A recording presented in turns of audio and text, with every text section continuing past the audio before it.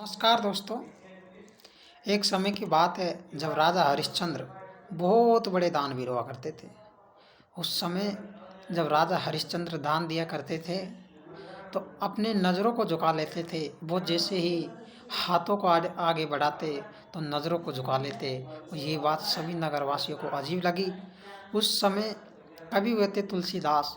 उन्होंने राजा हरिश्चंद्र को दो पंक्ति लिख कर भेजा कि ऐसी देनी देन तुम कित सीखे हो सेठ, तो जो जो तुम ऊंचे देत हो तो ताते नीचे नैन।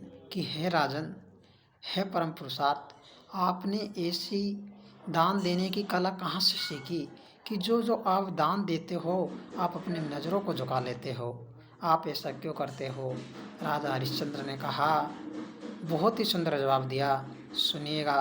राजा हरिश्चंद्र जी ने कहा कि देनहार कोई और है, कि देनहार कोई और है, भेजत है निजरेन। लोग भरम हम पर धरे, ताते नीचे नैन।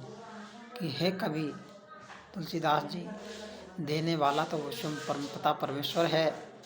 लोग सोचते हैं कि इसे हरिश्चंद्र दान कर रहा है, इसके कारण कहीं मुझे अहंकार न हो जाए। और मैं जब भी दान देता हूँ तो अपनी नज़रों को झुका लेता हूँ और अपने हाथ को आगे बढ़ा देता हूँ। इस कहानी से ये शीर्षक मिलता है साथियों कि हमारे पास जो भी होता है या हमारे पास जो भी सुख संपदा जो भी है उस परमपिता परमेश्वर की देन है। और यदि हम सक्षम है तो हमें अपनी संपत्ति का 1/10 हिस्सा परमार्थ कार्य में दान देना चाहिए।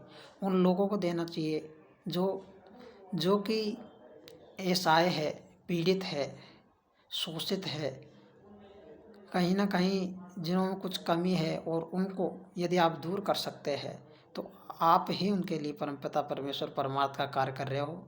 इस वीडियो बनाने का सार यही है कि जब भी आप जीवन में सफल हो और जब भी आपके पास धन आए तो उस धन को दान दीजिए, क्योंकि दान देने से धन आपका घटेगा नहीं, बढ़ेगा वो। और देने वाला भी परमात्मा है और लेने वाला भी परमात्मा है। मालिक जब भी देता है बहुत विशाल देता है, छप्पर फाड़ के देता है। और जो ऊपर वाला लेता है तो सर के एक बाल तक नहीं छोड़ता है।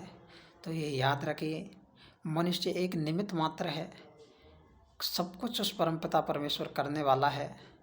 एक जो पत्ता होता है उसको हवा उड़ाकर हवा हवा के माध्यम से वो कहाँ मंदिर में जाकर बैठ जाता है। और जैसे ही वो मंदिर में बैठता है पत्ते को ऐसे लगने लगता है कि ये मैंने किया है, लेकिन नहीं, ये पत्ते ने नहीं किया। ये तो उस हवा का कार्य है, ये तो उस यंत्री का कार्य है, उस परमपिता परमेश्वर का कार्य है कि उसको ऐसा श्रेष्ठ बना दिया, उसको मंदिर के शिखर पर बैठा दिया जहाँ पर भगवान की पूजा अर्चना होती है। तो याद रखिएगा, जब भी आपको परमपिता परमेश्वर मौका दे, गरीब शोषित बच्चों का कल्याण करे, उनको जीवन दान दे, उनको शिक्षा का दान दे, आपसे जो भी होता है उनकी मदद करे।